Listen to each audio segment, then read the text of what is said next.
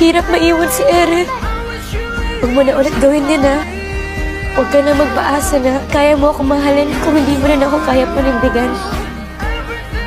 Ikaw ay nagturo sa akin na kapag mahal mo, kahit mahirap, kakayanin.